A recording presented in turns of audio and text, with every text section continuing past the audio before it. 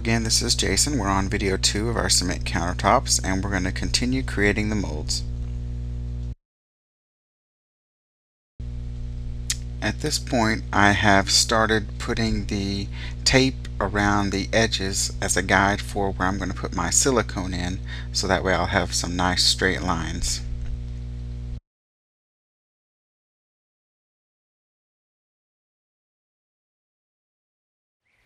I have the tape or the masking tape on here ready to do the silicone caulking, and it's about 1/8 of an inch line.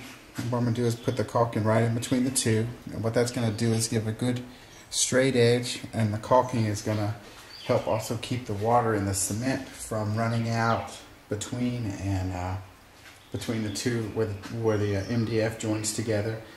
There's the other one, and there's that one. And also give a little bit of a rounded edge to the concrete. The silicone that I'm using for this project is just a regular black silicone.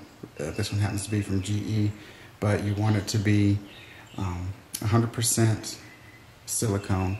That way it does not stick to anything. You can pull it off after you pull your countertop out of the mold. And also the reason that it's black is because it's easier to see it whenever you're on the white mold.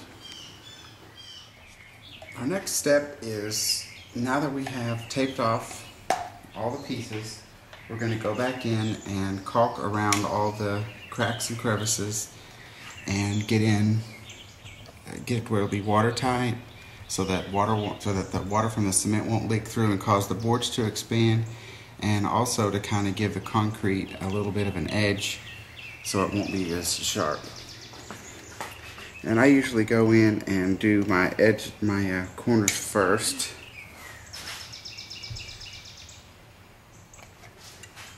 And just put a little bit. You don't need a whole lot here. And I'm just going to go around the edges. Then I'm going to come back around with just my finger, and you can also dip it in water if you want to. And I'm just going to press through and do. And I'm coming back around, just making sure that everything looks good.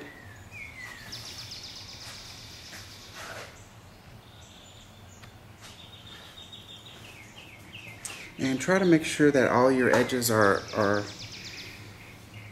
about the same thickness, because when you pull the tape off, you'll see, and you don't want it to be too thick in certain areas, because if you have a lot of extra here, that'll be an indentation in your countertop whenever you're finished. And this one looks pretty good. So after you've done the whole piece and you've pressed around the edges, and just remember, the harder you press, the less that's going to be there. So if you want it to be a little thicker, then don't press as hard. If you want it to be less thick, obviously you'll press down harder with your finger. Then you go back while it's still wet. If you wait till it's dry, it'll be all stretchy and stringy and could pull up what you just put down. Let's get this corner.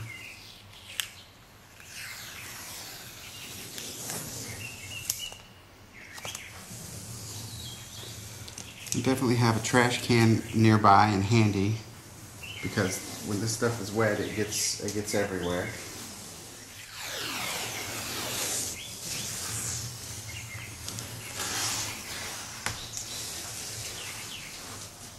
Sorry for the delay. There's some long pieces here and they're stuck together.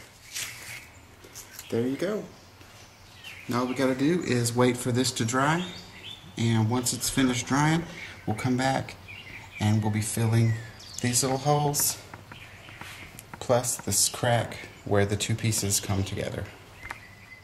And what we're going to do now is fill in the holes that I had left over on the big one where I had connected it to the board as I was going through and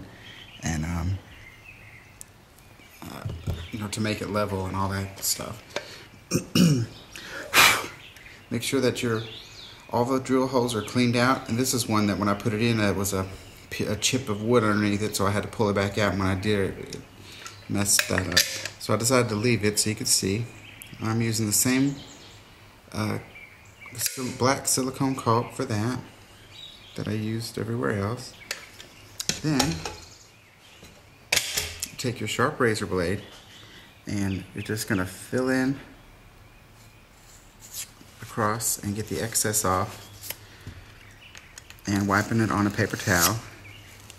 And you want to get as much as you can off.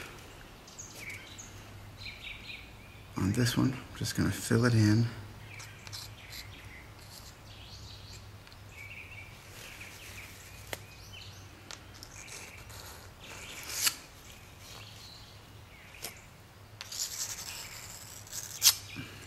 And then that will cure up and look pretty good. And remember, all these black dots, they're going to be on the surface of your countertop, but whenever you do your first run through with the polisher and stuff, it's going to make them pretty much disappear. I'm just going to run a real light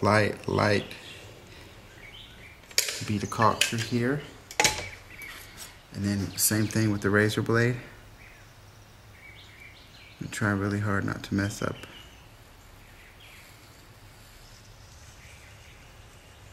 And you can see my boards are a little bit not perfectly even, which is, you know, a problem whenever you're doing two together, but they're pretty close.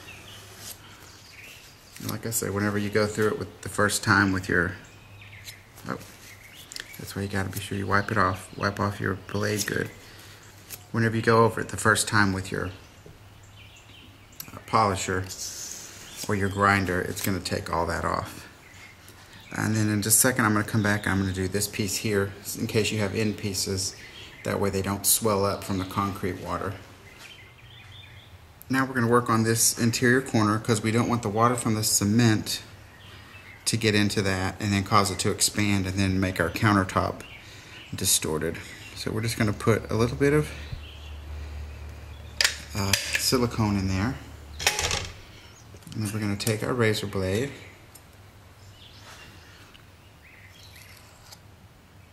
and just press it in and clean it off both at the same time.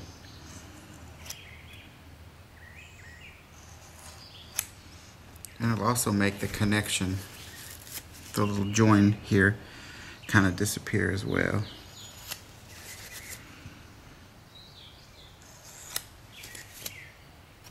And I'm cleaning my razor blade in between each thing.